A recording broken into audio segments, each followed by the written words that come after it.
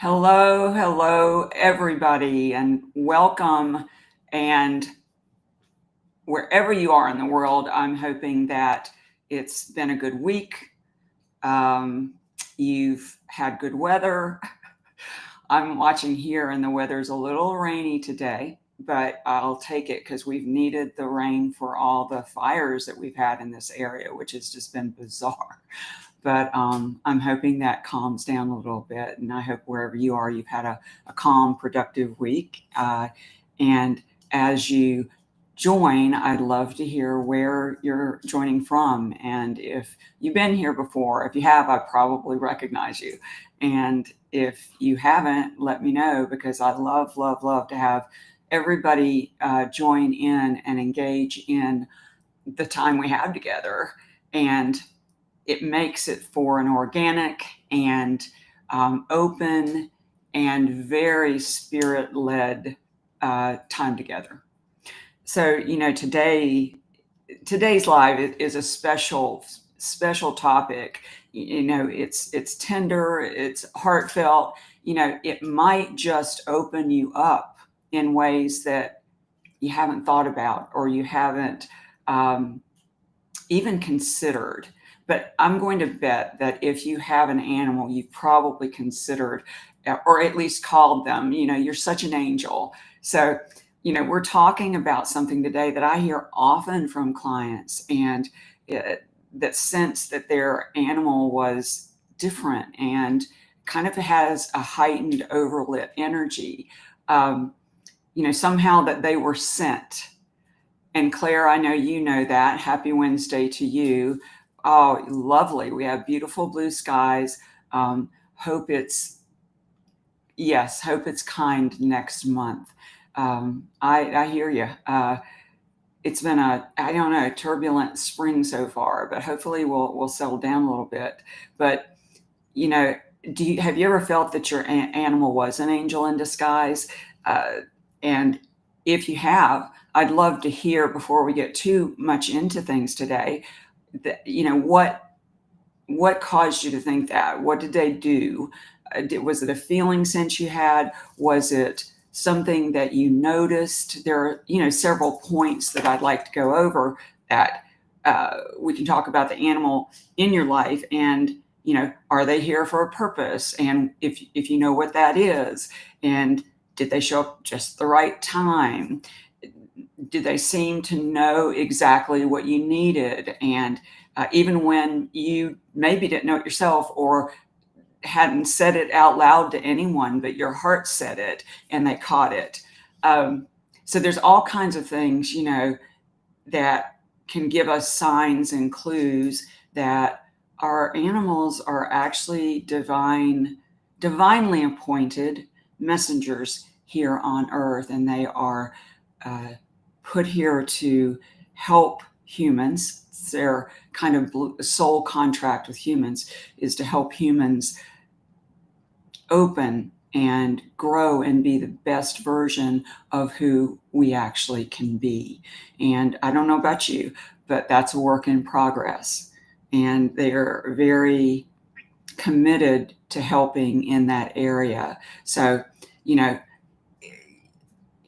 I don't know if this surprises you that angels can take earthly form. And again, they often do in the form of animals. And they are, whether we call them earth angels or, angels in disguise, or we have this idea of beautiful wings and unseen, spirit guides kind of thing. But I'm going to guess that the animal in your life is serving in a very angelic role. And hopefully today, as we unpack some of these areas, that you might see some resonance and some familiarity in your own life with your pet. So what kind of things, and why do they help us in so many ways? Well, they bypass our mental noise, for one. I don't know about you, but there's a lot of mental noise going around. If you're thinking all the time, and we're hearing things all the time. And, we've got not only the overthinking, but we've got resistance. How many of you have felt resistance in yourself and in the world in general? So there's a whole lot of pushing against going on. And that's actually when we need angels to step in the most, to kind of ground us and bring us back to center. So, having an angel in your life isn't always dramatic. In fact, it's usually subtle, and I tell you, it has the quality of being easy in a lot of ways. Now, you may have an angel that might challenge you a bit, but there's also this ease of a connection, a connected feeling. Claire said, Braun is definitely my spirit guide. It was never a question. I just knew an inner heartfelt beauty, that otherworldly peace, a knowing that she held all the secrets we humans seek. That's really beautifully said, Claire. And, did you know that when she was here? And, to talk about the spirit guides and the angels, that's a whole interesting, discussion to have with each other. Did she give you a feeling? Was it a knowing that you had? Like you said, I knew an inner heartfelt beauty. Is it something you noticed every day as you interacted with her? Did she draw your attention in that way?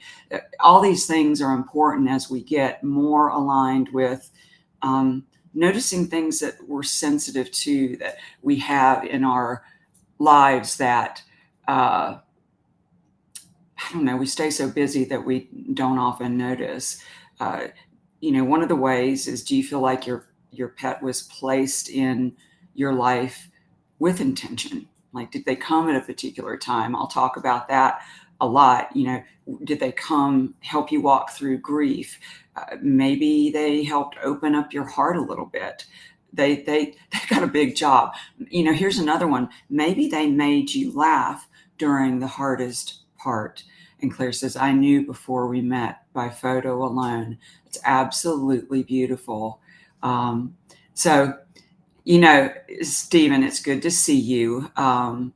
Well, Stephen, you had an angel for sure in your life with Coda, and spirit guide at this point.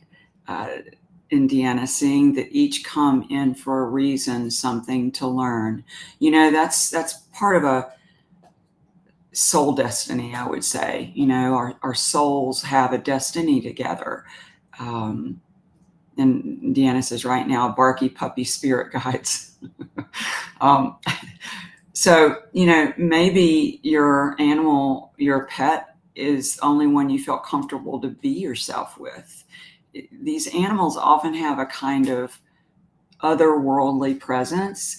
Have you ever heard that or felt that your animal was an old soul, for instance, that they seemed wise beyond their years? And Layla, it's good to see you. I volunteered in an animal sanctuary. There's Great Pyrenees there, that every time I go see him, he closes his eyes and just stays right next to me. He is definitely an angel doing healing work. Oh my gosh, how beautiful. And yes, you will find them everywhere. God can be seen in forms on the street, and in sanctuaries, and in shelters, and in homes, and in our hearts.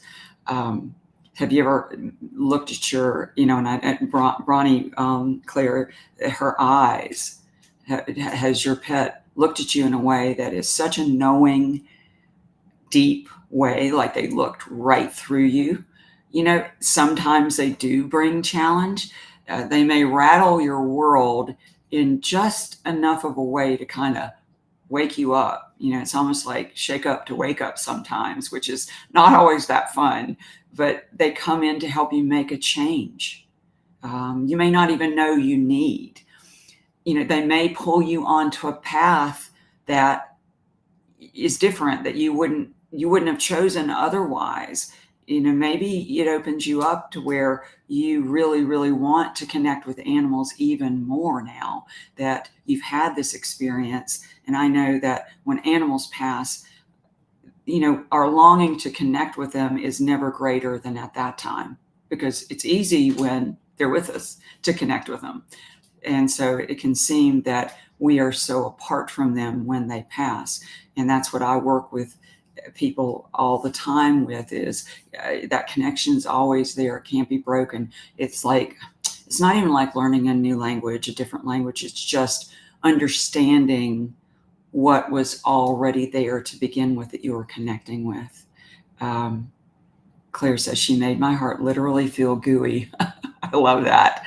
And Martine, so many genuine, beautiful, unique, nurtured animal friends. Over 30 years, a rescue horse placed his head in my neck. Ah, yes, beloved guides. And definitely a soul family, definitely, Martine. So, no matter how they show up, they are, whether they're gentle, whether they're fiery, pay attention. They're in your life for a reason, and they've come to help you open up in ways that really nobody else can. Not you, not necessarily what you're experiencing in life. These animals go straight to our heart space. We're not defended, and we're changed forever. If they had not come into our lives, who would we be? You grow, you soften. A lot of people need softening, and you remember or touch a part of yourself that you may have forgotten. So it's an important role, and the other piece is, some of these animals don't stay long. Some of the angel animals don't stay long. If you've watched my YouTube video about angels in disguise, I tell a story, a true story about a dog that came in and helped somebody, and she didn't stay long and made an enormous impact. So yeah, their mission can be brief, but it's incredibly powerful. And I've seen this in the years of working with animals. And if I had any groups of puppies, which I went through a period there that I had mothers and pups, and I would watch as these little ones went out in the world and started doing their work. And it was incredible. And I got to see from spirit perspective how spirit connected them with just the right people. It's like weaving I would call them golden threads together. And all I would do is help navigate and show up. Basically, if we show up, and it would be a service. But it's amazing how these little angels went out in the world to heal, to open, to touch lives in a way that, you're never the same afterwards. So, they may stay a long time, and that's good too. Whether they're here for just a season, a short time, like little Wilbur and one of my little groups only stayed for 4 months, but made an incredible impact on the family he was with. Or lifetime, they're going to leave an imprint on us that we can feel even after they're gone, especially that imprint is there. So I love that all of you are,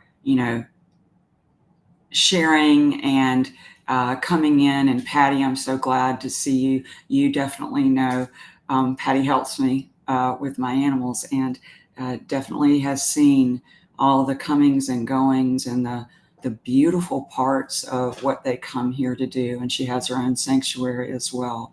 So, I'm asking, have your animals been angels? How many times did you notice it? Was it a guide, a divine healer? Susie, I'm sure it's good to see you, that you see lots of angels in the animals that you work with, because I believe you volunteer at a shelter, do you not? So if you have one you think is an angel, type their name in the chat. I'd love to hear them. It's kind of a way of honoring them. All the angels, just list them. And in a moment, I'm going to bring on a special guest who has a beautiful story to tell.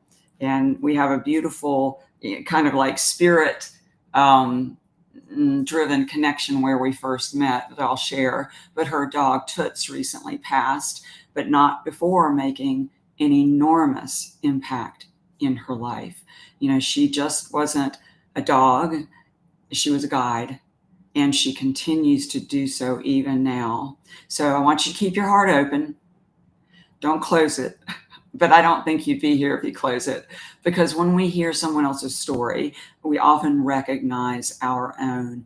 And Susie says, yes, I volunteer at the Eastwood Animal Rescue with the cats. Well, not only, I bet, that do you see many angels there, you yourself are an earth angels. And it's interesting because what we recognize in another, we have in ourselves.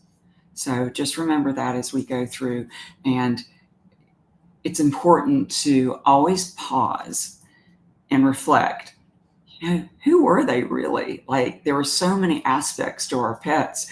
Why did they come into my life when they did? And, what are they still trying to show me from spirit? Elena, my Allie, was very intuitive. She would always come sit by my side when I was upset. Elena, would you say she was empathic?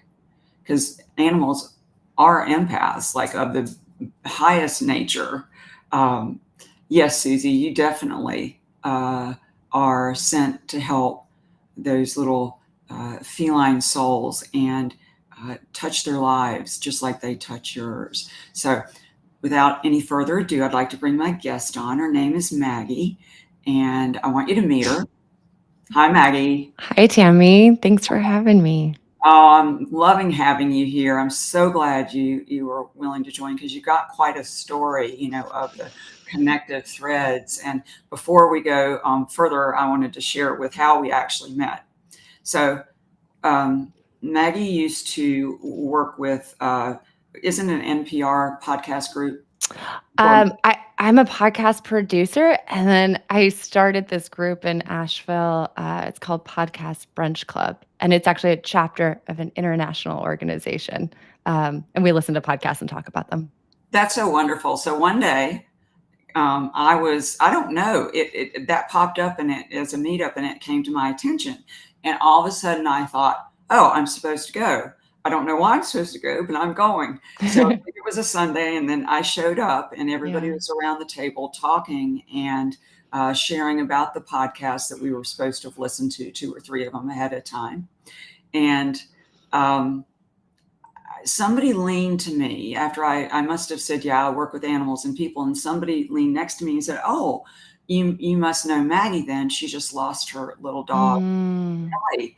And I was like, I don't. But in the moment they said that, I was like, that's why I'm here. Yeah. Really connected us. Yeah. Fascinating. So, just tell us a little bit about, because you've got a connection of, animals now that they were part of the soul family. And as one passed the baton to another, how have you, first of all, how did Millie come into your life?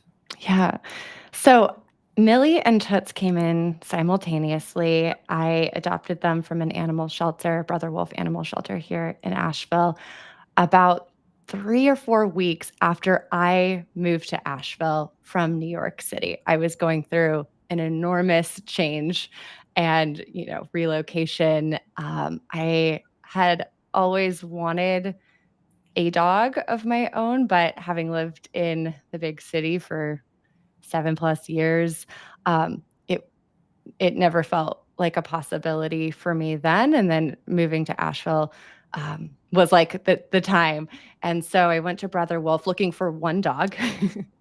And I met several great dogs in touring there, but I the first like 4 or 5 that I met just didn't feel like the right fit for me. And I actually said to the volunteer there, I said, "Do you have anyone dopier?" There was like a lot of high energy dogs, and I had moved here alone, and I work from home, and I just like wanted to make sure I could handle, who was coming in. They're like, "Well, we have this old lab, but she's bonded to a Yorkie and also a senior dog." And I was like, "Okay, well, bring him out," you know, and these 2, they looked very sleepy and dopey in the, kennel, but then when they were brought into the play area, like, they came alive and they were hilarious together. I mean, a 5-pound Yorkie and a 95-pound, admittedly obese older black lab, Toots, and I mean, I fell in love. I fell in love with them individually, but together, and I walked away with 2 dogs that day. So, Wow. yeah, Toots was 8 at the time and Millie was 10, um, and Millie passed after a year of, um, us being together, um, Wow. and, so, so that is how, like, you and I got connected, Tammy, was really through Millie and her And that was pretty passing. recent then when I stumbled on how long had she passed before I Oh, it met? was 2 weeks. Oh, It spirit was moves fast. It was like, get it things was together. immediate. I mean, yeah, it was very quickly. Millie passed, and 2 weeks later, we met each other. So, I think you said at the time Millie was a powerhouse soul. She is. She is. She really is. Do you have any idea? I can't remember the story of where they came from. Like, were they surrenders by Mm. somebody? Whew, I do. It's a hard story to tell because and they didn't actually the shelter didn't tell me this story initially, I think because it was so sad. Oh, Um, but I did find out 8 months or so later, that their previous owner, um, had gotten a new puppy and ooh, sorry, hard to tell. Gotten a new puppy and brought them in to be euthanized. And oh, the vet intervened and said, "Do you think we could uh, get these dogs adopted instead?" And so they were brought in their old age to Brother Wolf, and I met them only maybe 2 days later since they had I'm been in the getting all shelter. over body chills because the spirit signature is all over this. The Yeah, timing is so precise, and yeah. the vet and his role. Think Mhm. about that a minute. You know, definitely an earth angel right there. Yep. Yeah.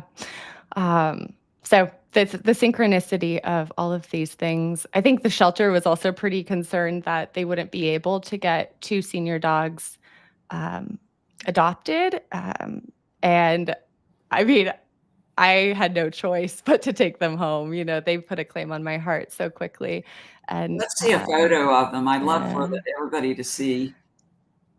yeah, that's Toots. And if you scroll through with, yes. Yeah, so this is Millie and Toots. And I chose this photo. It's really like the day that I brought them home from the shelter. And as Oh, as you can see, I was still adjusting to my new home. It was like very sparsely decorated.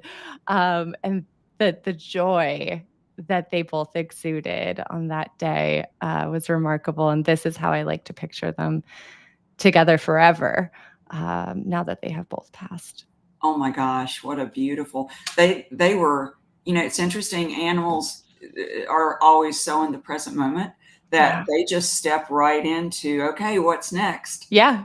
Yeah, they were in their new home, and, you know, we also, like, bonded within 1 week. Like, I didn't know their names, like, before, and I named them Toots and Millie, um, and they Why just did those names just come to you? Like, give us the deets. yeah. So, Toots was a childhood nickname that I had. My mom, my family, they called me Toots, Oh, and, it just occurred to me, like, it was a fun name, I liked having it, and I wanted to give it to her, how beautiful. um, but it fit her so perfectly. She was a little Tootsie Roll.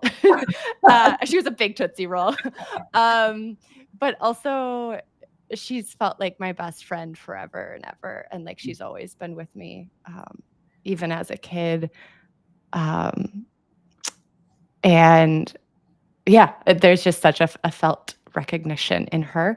And Millie, um, I think I had just heard the name. It felt a little, um, felt a little British. And I think Yorkies are from England, and it just felt like a cute name for a cute queen, and that's exactly who she was. I Is love that. Well, that you can tell in this photo what a, first of all, it's just such an engaging story simply because everybody was in transition. You were yeah, still in transition, they're in transition. And you know what I have found and have seen time and time again, when spirit moves, it can move very quickly. It can create situations and synchronicities and connections in our lives.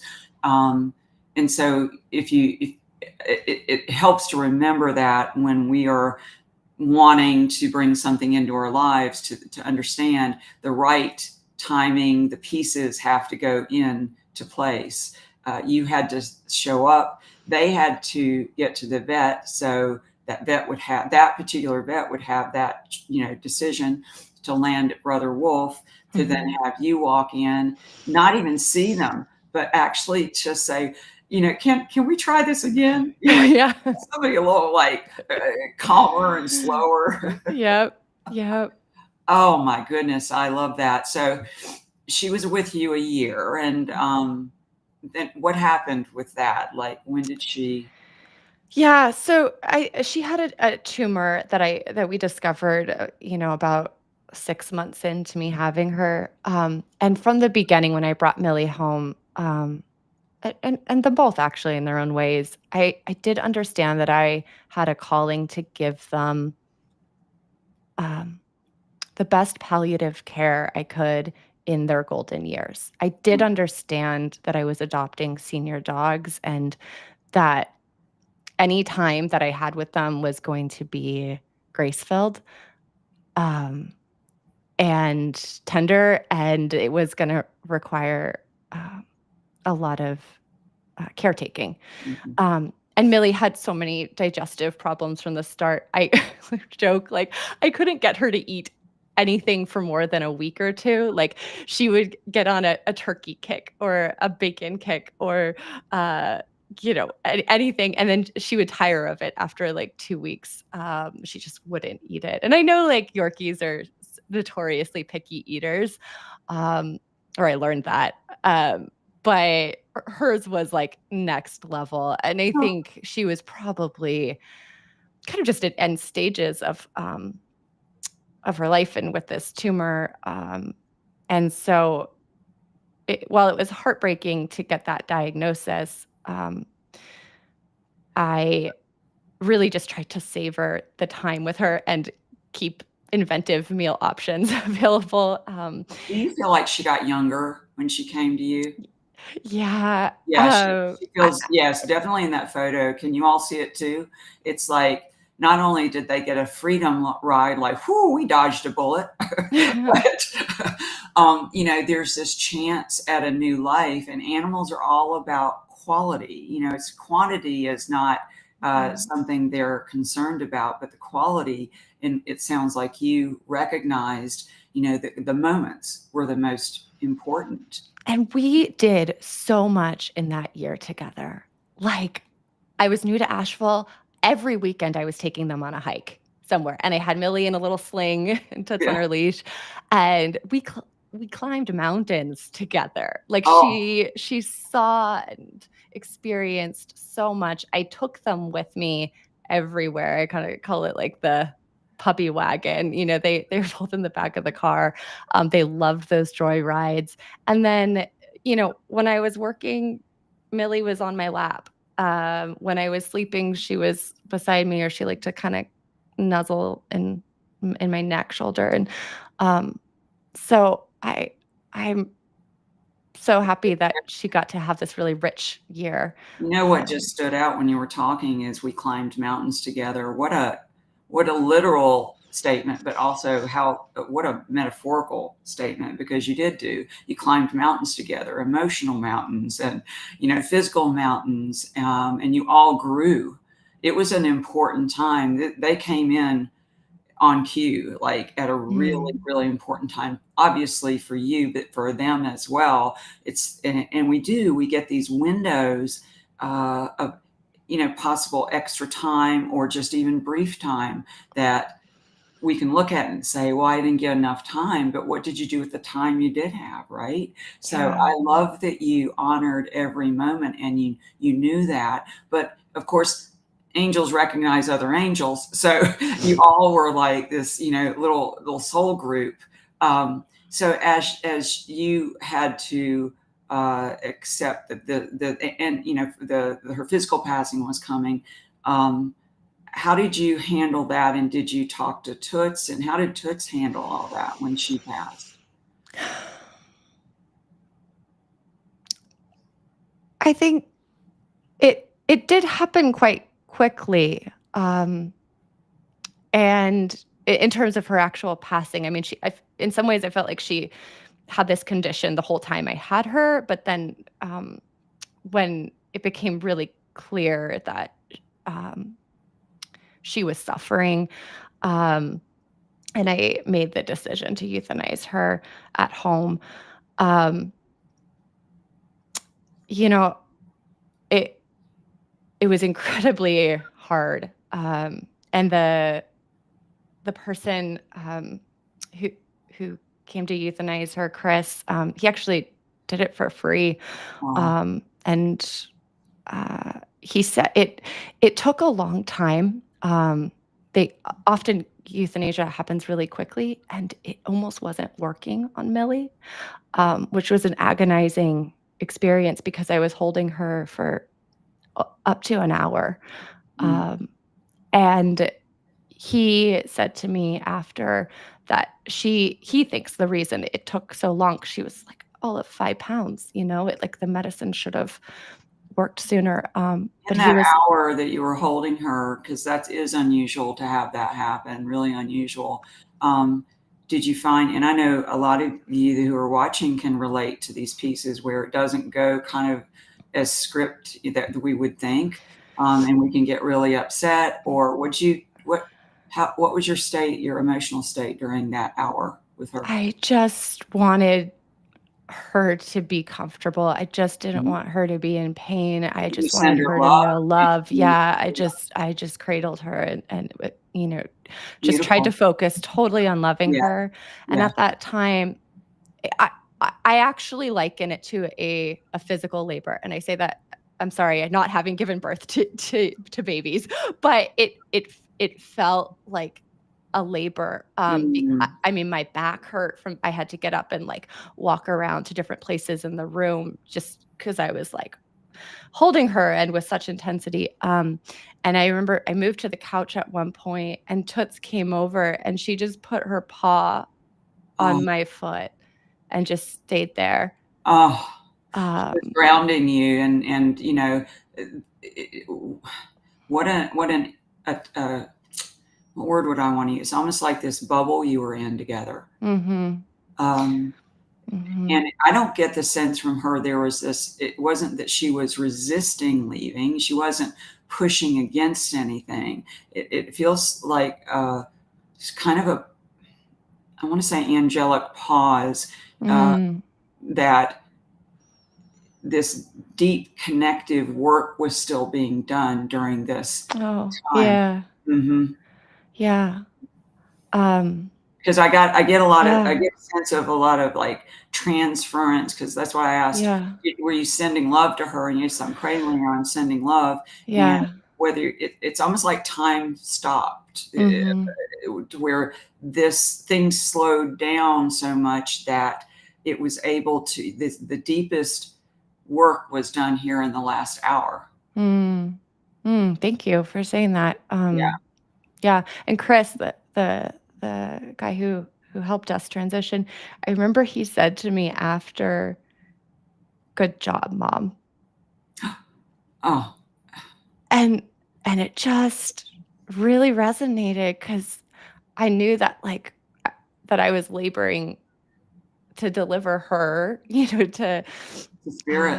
to her Mhm. spirit. Yeah, Mhm. and it, of course, like, broke my heart, um, but I just really wanted to be a strong, loving presence for her, It's like and poignant beauty. It was a sacred time. But when we hear your story and we see them, of of course, every moment is going to be overlit with something that's extra, over the Mm-hmm. top, Mm-hmm. because a lot of, people don't have that kind of experience that you're talking about. And Claire said it's like having an invisible cord to each other's innate being. Mm-hmm. It feels like there's a special lesson or experience we have on their passing. And Lena's like amazing. So I think, a lot of you are resonating with, if you've experienced a passing, and how poignant and how sacred, and it stops our normal reality for a minute. Mm-hmm. Mm-hmm. And really, these two kind of showed me a different experience of time, Mm, especially, the year that I had together. You referenced this earlier, but it felt more like God's time. Like you don't measure it the same way, especially if you're able to sink into the present with them. right. Um, so yeah, and I didn't really know. Oh, sorry, Tammy. I said it can't be thinking while you're in the present. Right. You just have to be present. And the other thing is, even though I knew cognitively that I was adopting senior dogs and that I wouldn't get to hold them forever, there's still a great deal of attachment, I think, that we all have to our animals, um, and having to like surrender them, and Mm, entrust them to spirit is a really challenging transformational process. And it's not, as you said, like, it's not a head thing, it's mm. a heart thing. And so, just Heart submit space. to that experience. Hmm. I love that you point out the surrender piece, because you're right. We do have to loosen our grip that we might be holding on to, and surrender them to spirit, and trust that it's, we're doing all the parts that we're supposed to with them, and that, we haven't disconnected from them. So it's a big stepping point. It changes you. Hmm. So then Toots, after Millie's passing, Toots took the lead kind of role. She did. She Uh, did. Yeah. and how did she react after, or respond afterward? Any differently, or? She just intensified her loyalty to me. There's just no other way to put it. She became my constant shadow. She was always underfoot. She always wanted to be near me. Uh, it was then Tootsie and I for about a year, and we drove across the country together. We went to California and back. She saw so many wonderful things along the way. Um, and we just had a really good time, her and I, that year. Would you say that she grew and developed herself in that time with you? Absolutely. And you said something to me, when we were talking after Millie's passing. You said, like, it's Toots's time to be the queen of the home. In this dynamic, this duo, Millie was definitely the queen and the mom, and kind of herded Toots along, even though she was much smaller. How cute. But yeah, then it was like Toots's time to be the queen, and she um just adopted that role beautifully. I think she got like a little naughtier too that year. Like, a little just more playful, more vocal. She got a lot more vocal about what she wanted. Mm, mm, She always had this funny thing where she wouldn't drink water from a bowl. It had to be a running faucet. mhm. And I learned this again within the first week. She would just go up to the bathroom and look at me and be like, "Mom, let's get the fresh water." But like in the year of just Toots and I, she would just start barking for this. Like she was just talking to me a lot more. And I think all my friends were like, your dog has gotten really vocal, and but I just felt like our connection deepened. I could intuit exactly what she wanted and needed. And um, There's a parallel here too. Toots in itself, the name, you would think kind of has that kind of sassy, kind of mhm. like talkative, voicing themselves. And then, of course, think about what you do for a living. You're in a world that, is about talking and podcasts and stuff. So Yeah. that's very interesting that she was stepping out with her voice like you. She's, Yeah. Yeah. Yeah, that's a great connection. I uh-huh. also think both of them, what I learned from them is they are just, like, unabashedly themselves. uh, Like, yes. they are just confident and rooted in exactly who they are. There's, no shame, no holding back, and they were an inspiration to me even in the work that I do. Yes, I talk, but I don't always talk with total freedom and abandon. I'm not Right. always, poised and confident. So, they have, modeled for me what it means to, like, speak with your own voice. That's beautifully said. To live life kind of out loud and Mhm. speak with our authentic selves. Yes, and What a not be embarrassed about our needs. Right, exactly. Animals are so good. And these two, when you were saying she got more vocal, what I heard was Millie was like, well, that was me, like channeling through her. Uh-huh. Yeah. We've got some great comments coming in. Elena says, I went through a similar experience last year after I adopted an abused, neglected senior black tan min pin. After I left, hang on, Raquel go. My mom had a dream where my father came to her. He was laughing while trying to juggle a little black dog in his arms. Dad crossed over last July, and neither he nor mom had ever met Raquel. Oh, The wow. dream was a huge gift to me, letting me know both Dad and Raquel were happy and free. That is absolutely beautiful. Don't, those kind of confirmations, they are so special. And Layla says, I love how Toots knew that Millie wouldn't be with you very long, and she allowed Millie to be closer to you. She knew Mm. she would have more time to get all of your attention. Mm. What a graceful pair. What an incredible, they were joy guides, Yes. and like you said, it was graceful with them. You had a lot of graceful moments with them. Yeah. And Alex, if you would put up the close-up of Toots, that's such a good, isn't that a great shot of her? So Yeah. tell me about this photo. I mean, it's her in the back of the puppy wagon after a walk in the woods, and I just love how soulful her eyes look and are. She more often I have photos of her with, like, her tongue out, smiling. She was a super happy dog. Um, and but this one just kind of seemed to capture the soulfulness of Toots. What's also been really beautiful,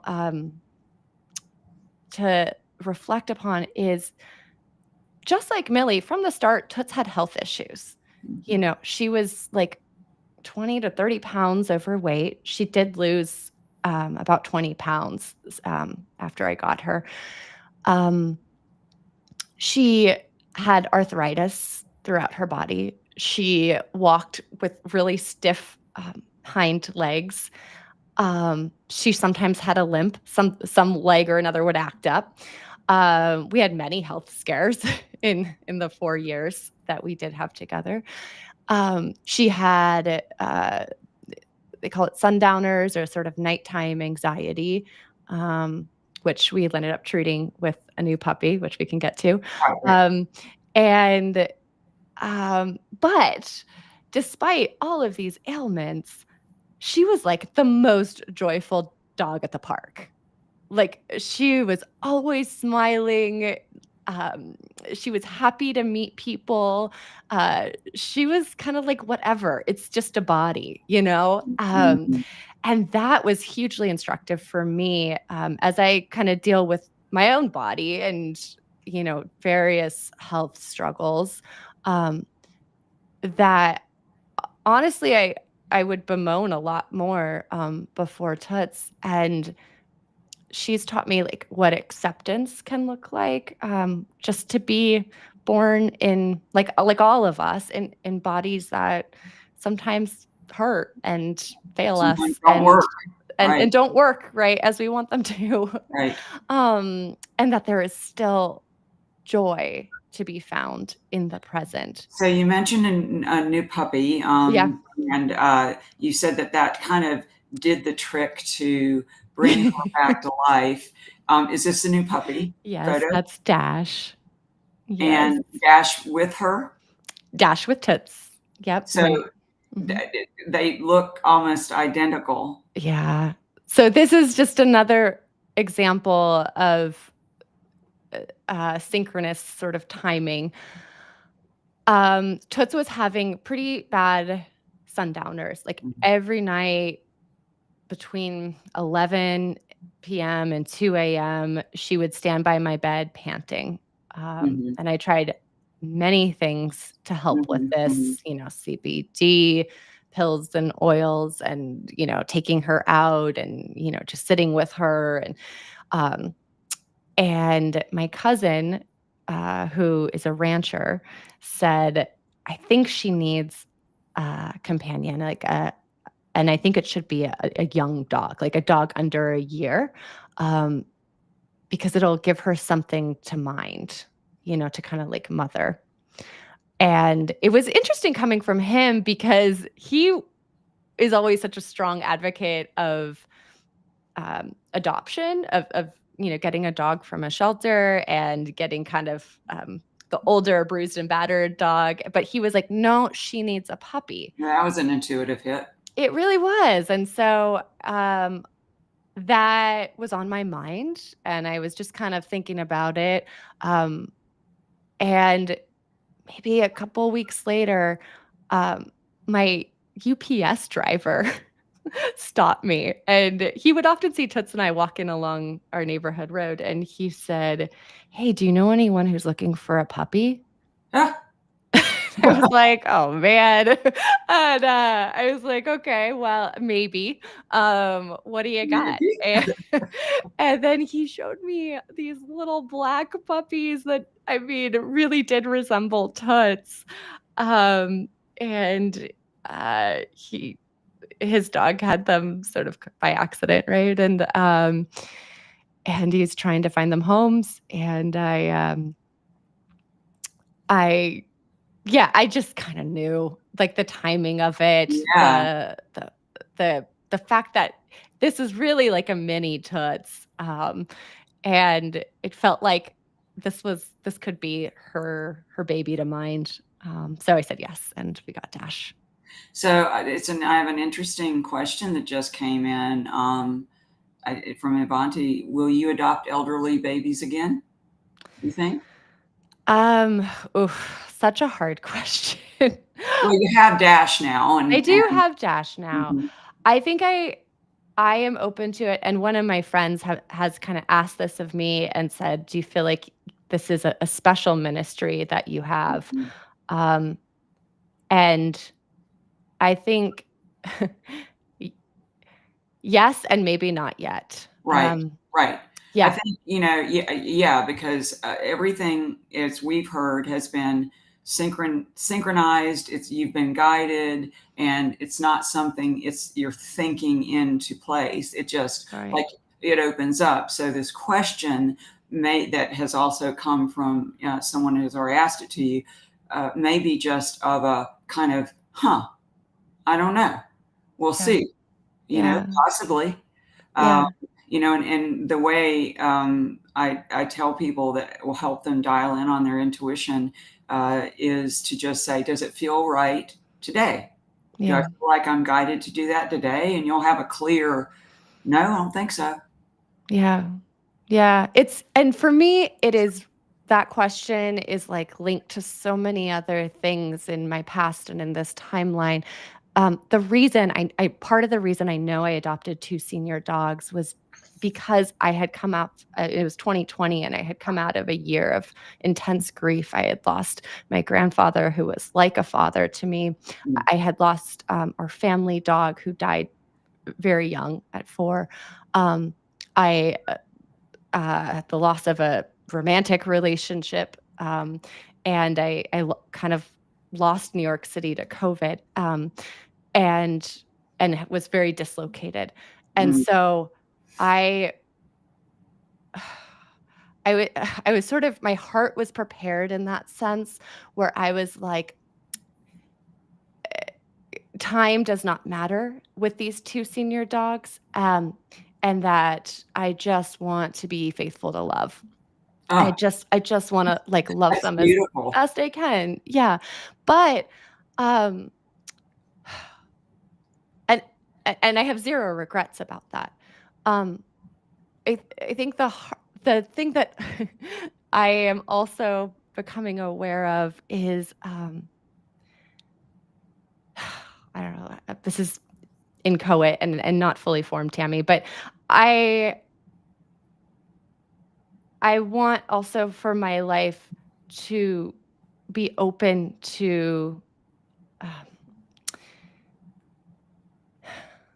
joy Mm, and not constant suffering. yes. Okay, and that doesn't mean I'm running from suffering, but I think if you knew more of my history, it would make sense that, that I have suffered a lot.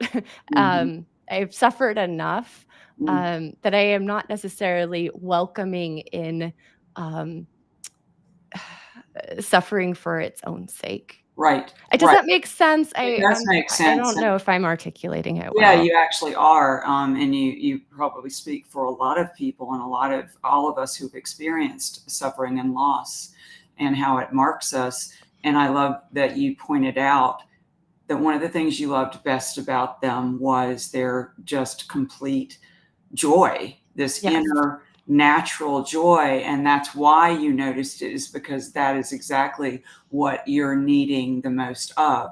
And so now you know what that feels like. You know how to, like, they lived it, even Mhm. though they had, physical ailments and this and that and Mhm. the other. It was unbridled joy.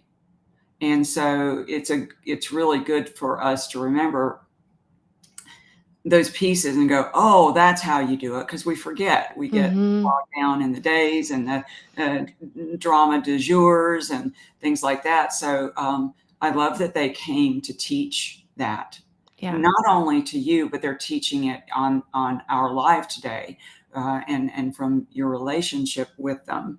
I have a question for you. Have you had dreams of either one of them? Have things, signs? Well, definitely signs, I could speak to. After Toots passed, which was only 2.5 months ago, I feel like the first month I was grieving very intensely in, like, a very guttural, visceral way, and, I was sitting in church one day, um, just bawling, um, and I was bawling because, like, a couple days before, they had called, for me to pick up Toots's ashes, Mhm. and I had so many painful emotions around that. I mean, some of them were like, I just wanted to hold on to her body forever. I didn't want her body to be burned. I almost refused to accept that this is part of death.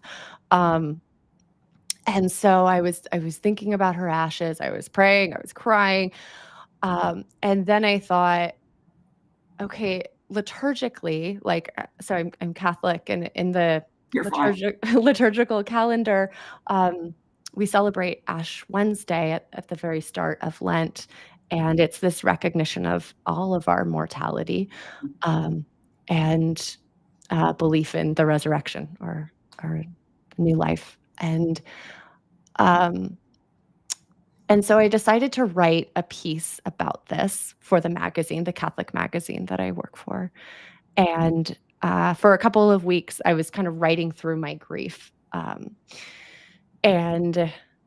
the piece went up like a day or so before Ash Wednesday.